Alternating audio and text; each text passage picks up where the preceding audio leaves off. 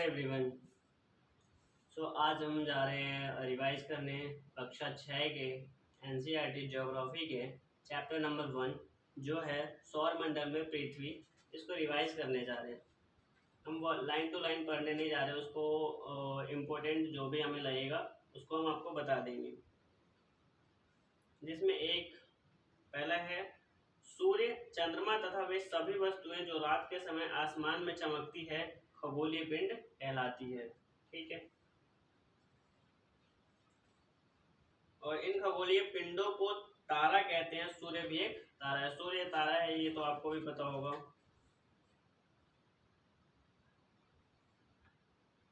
कुछ खगोलीय पिंडों में प्रकाश एवं ऊष्मा नहीं होते हैं, वे तारों के प्रकाश से प्रकाशित होते हैं। ऐसे पिंड ग्रह कहलाते हैं। ग्रह किसे कहते हैं, इसका डेफिनेशन दिया हुआ है। कुछ खगोलीय पिंडों में अपना प्रकाश एवं ऊष्मा नहीं होती है, वे तारों के प्रकाश से प्रकाशित होते हैं।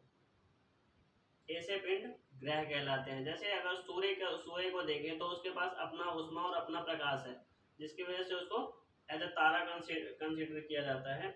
और जिसके पास जैसे मान लो पृथ्वी है, चंद्रमा है, इस सब के पास अपना प्रकाश नहीं है, तो इसको हम ग्रह कंसिडर करते हैं। ठीक है, उसके बाद जो हमारा सूर्य के डिस्टेंस के हिसाब से, दूरी के हिसाब से जो सीक्वेंस बनेगा ग्रहों का, वो पहला होगा बुध, उसके बाद होगा शुक्र, उसके बाद होगा पृथ्वी, उसके बाद मंगल। इसको आंतरिक ग्रह भी कहते हैं चारों को। आंतरिक ग्रह में चारों आ जाएंगे, बुध, शुक्र, पृथ्वी, मंगल। ठीक है, उसके बाद एक एस्टेरॉयड बेल्ट आएगा जो क्षुद्र ग्रह की पट्टी जिसको हिंदी में बोलते हैं। ठीक है, उसके बाद बाकी जो बच गए चार बृहस्पति, शनि, यूरेनस, नेपच्यून, ये चारों जो बच गए इसको बाहरी ग्रह कहते हैं। और पूरा एक बार सीक्वेंस देख लें तो पहला होगा बुध, फिर शुक्र, फिर पृथ्वी, फिर मंगल, फिर बृहस्पति, शनि, यूरेनस, नेपच्यून। ठीक है,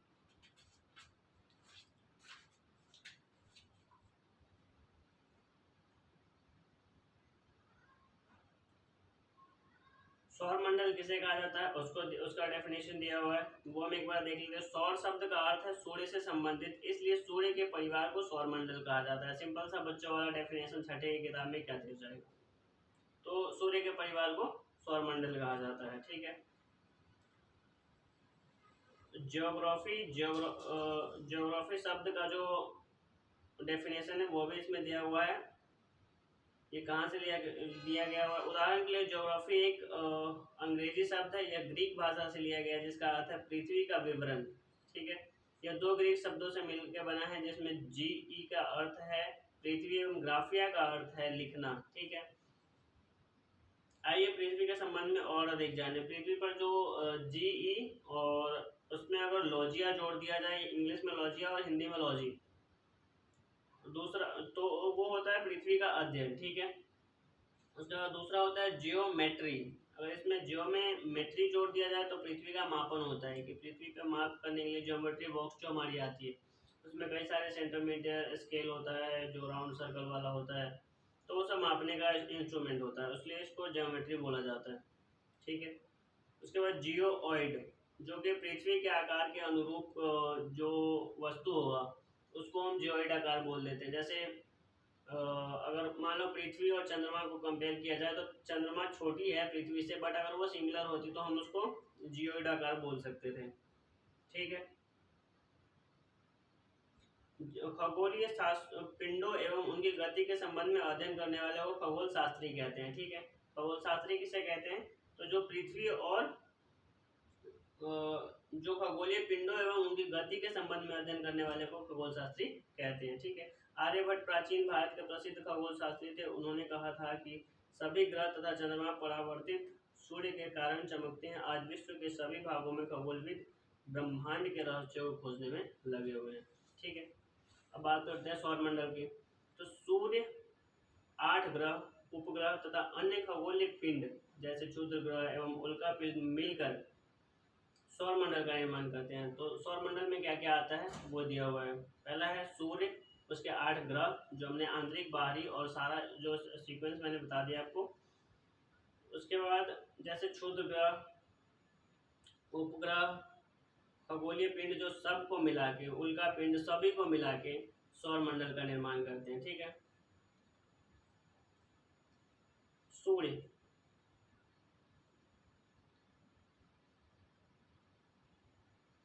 सूर्य के जैसे कई तारे हैं, बट सूर्य हमारे मतलब सभी तारों से नज़दीक में है पृथ्वी के, जिसकी वजह से हमारे को उसकी गर्मी महसूस होती है। 15 करोड़ किलोमीटर दूर है फिर भी। ठीक है। ग्रह की बात करें तो हमारे सौरमंडल में 8 ग्रह हैं। सूर्य से दूरी के अनुसार वे हैं बुध, शुक्र, मंगल, बृहस्पति, शनि, यूरेनस, नेपच्यून। ठीक है। सौरमंडल के सभी 8 ग्रह एक निश्चित पथ पर सूर्य का चक्कर लगाते हैं। ये रास्ते दीर्घवृत्ताकार में फैले हुए हैं। दीर्घवृत्ताकार का मतलब होता है अंडाकार। पूर्ण मतलब पूरी तरह से जो गोल होगा वो बॉल की तरह होगा, और अगर जो दीर्घवृत्ताकार होगा वो अंडे की तरह होगा, अंडे की शेप में होगा थोड़ा सा। ठीक है।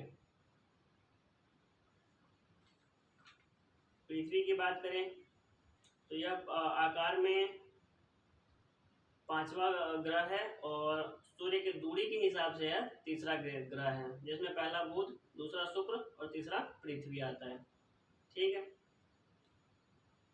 यह ध्रुवों के पास थोड़ी चपटी है, यही कारण है कि इसके आकार को भूआब कहा जाता है। भूआब आकार कहा जाता है। ठीक है। भूआब का आकार का अर्थ है पृथ्वी के समान का अर्थ, समान आकार। ठीक है।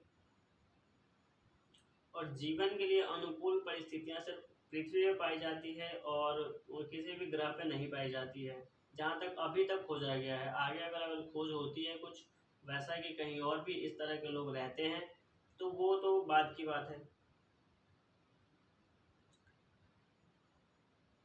और पृथ्वी को ये हम लोगों के रहने लायक बनाती क्या क्या चीज़ें हैं वो भी दी हुई है इसमें। तो वायु में जीवन के लिए आवश्यक गैसें हैं, जैसे ऑक्सीजन मौजूद है। इन्हीं कारणों से पृथ्वी सौरमंडल का सबसे अद्भुत ग्रह है। यहाँ पानी अवस्थित है, और पृथ्वी न तो अधिक गर्म है और न ही ज़्यादा ठंडी है। ठीक है। और पृथ्वी पर 2/3 से ज़्यादा पानी है, जिसकी वजह से यह नीला ग्रह भी कहलाता है, और नीला ग्रह नीला दिखाई देता है। चंद्रमा पृथ्वी का एकलौता उपग्रह है जो ग्रह की परिक्रमा करता है, उसको हम उपग्रह कहते हैं। और यह 3,84,000 किलोमीटर 3,84,400 किलोमीटर दूर है। ठीक है। चंद्रमा पृथ्वी का एक चक्कर लगभग 27 दिन में पूरा करता है। तो लगभग मान लो कि चंद्रमा का जो कैलेंडर होता है वो हम हमारी तरफ जो कहते हैं कि आश्विन, कार्तिक, सावन, ये सब जो महीने चलते हैं वो चंद्रमा के अकॉर्डिंग चलता है। और जो जनवरी, फरवरी, मार्च, अप्रैल ये सब जो चलता है, ये सब हमारे ईसा मसीह के जो जन्म बर्थ था, ईसा पूर्व और ईस्वी जो है उसके अकॉर्डिंग चलता है। ठीक है।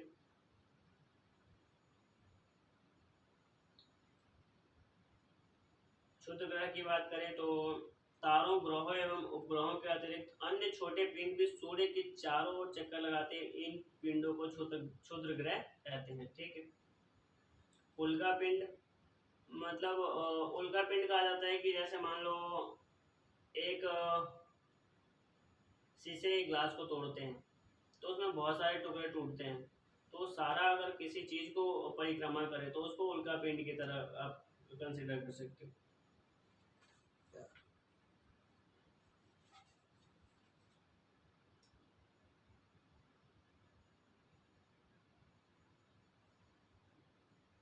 लाखों तारों की एक जो सफ़ेद पट्टी होती है जो तारों के सीक्वेंस में दिखाई देती है, उसको हम आकाशगंगा बोलते हैं, और लाखों आकाशगंगा मिलकर एक ब्रह्मांड का निर्माण करती है।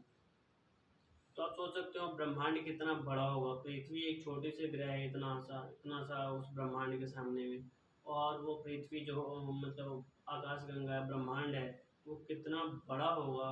उसमें लाखों आकाश गंगाएं मिलती है, और एक आकाशगंगा में काफ़ी सारे ग्रह और क्षुद्र ग्रह मौजूद होते हैं। तो ऐसे लाखों आकाशगंगाएं मिलके फिर ब्रह्मांड का निर्माण करती है। तो सोचो हम कितने क्षुद्र और छोटे से व्यक्ति हैं। तो धन्यवाद। कितना मुझे काम का लगा मैंने बता दिया। धन्यवाद।